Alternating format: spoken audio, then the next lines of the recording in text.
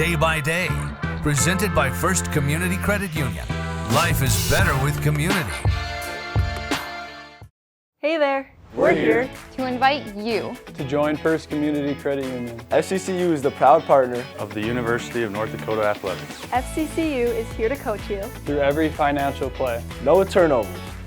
Only buckets. When you join FCCU, you get the full UND experience. Enjoy our exclusive UND credit and debit cards. So come see why. Life is better with community at First Community Credit Union.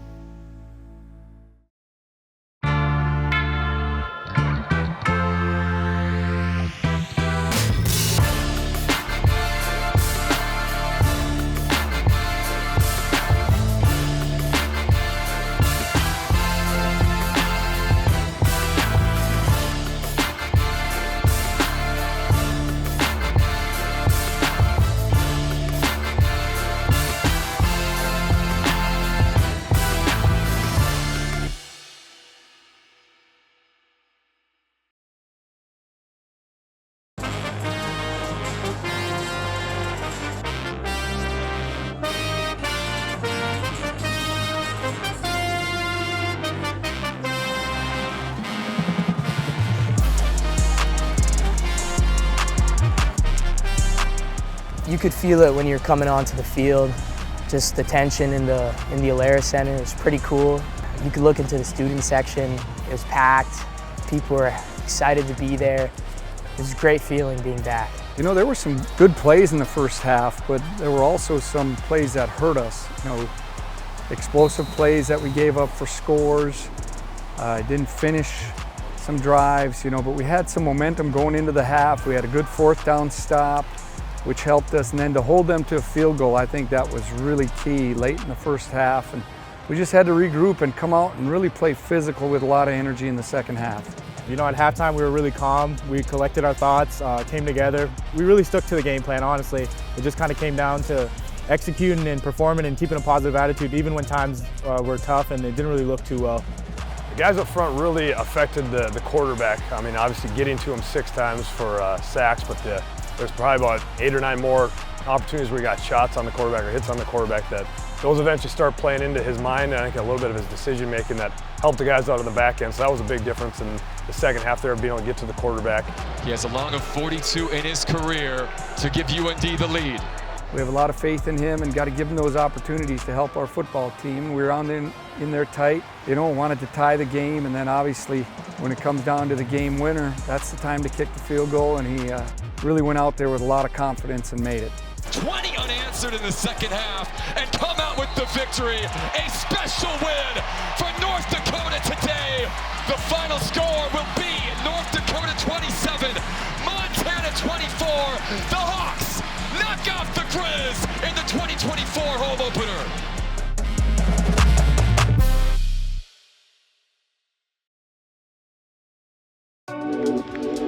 For us, we've had a long history of being able to get Canadian kids down here. Obviously, our location is probably the biggest factor in that, being so close to Winnipeg. We've had a lot of good Winnipeg players come through here, and then obviously now we've got some guys from out east as well, with Quincy and Nate and Marcus being a Winnipeg kid. So I'm from Winnipeg, Manitoba. It's about 2 hours from here, and I played high school football at Dakota Collegiate. I came up through a program called Recruit Ready to help Canadian players get recruited to American schools. So UND came down, took a look at me, and asked me to come down to a camp.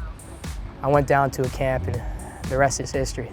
Yeah, you know, I think we have created good contacts up there. We have guys that have played here in the past that are now living up in those areas. And, you know, now some of them played American rules football, which really helps in that area. But if they played Canadian rules football, there's a little bit of an adjustment with rules. And I played Canadian rules up till my 12th grade year, so we had 12 guys on the field, wide football field, goalposts in the end zone, all that stuff. In Canada, you got 3 downs instead of 4.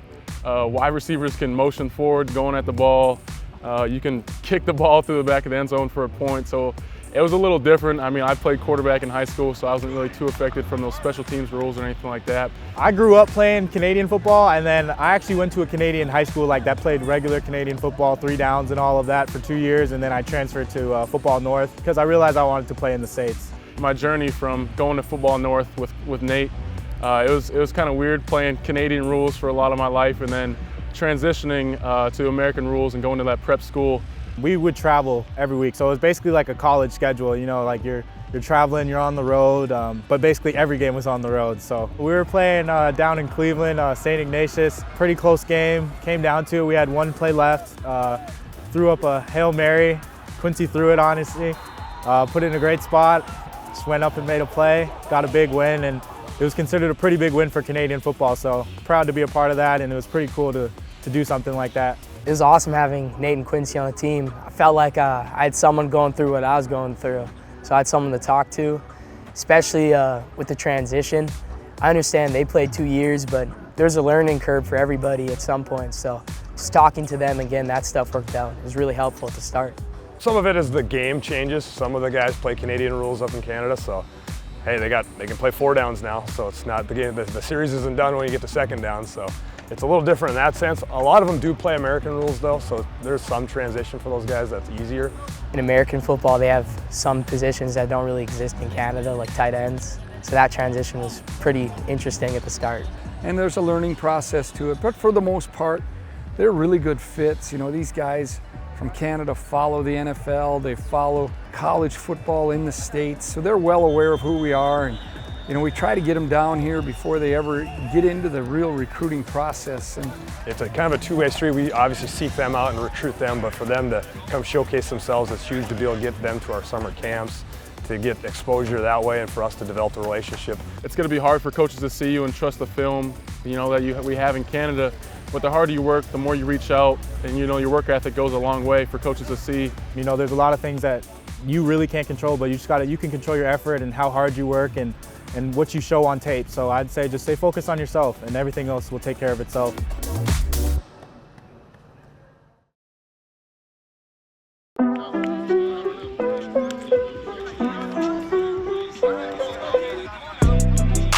Well, obviously it's a big win, you know, like a lot of media coverage on that, but we kind of just got to forget about it.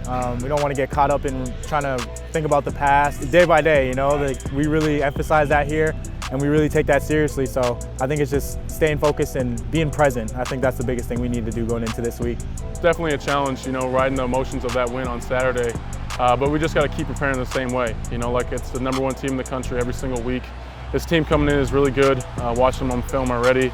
They got a lot of playmakers in different areas of the field, but just preparing the same way is really important to keep our focus, keep our trust and belief in all 3 phases to keep on going.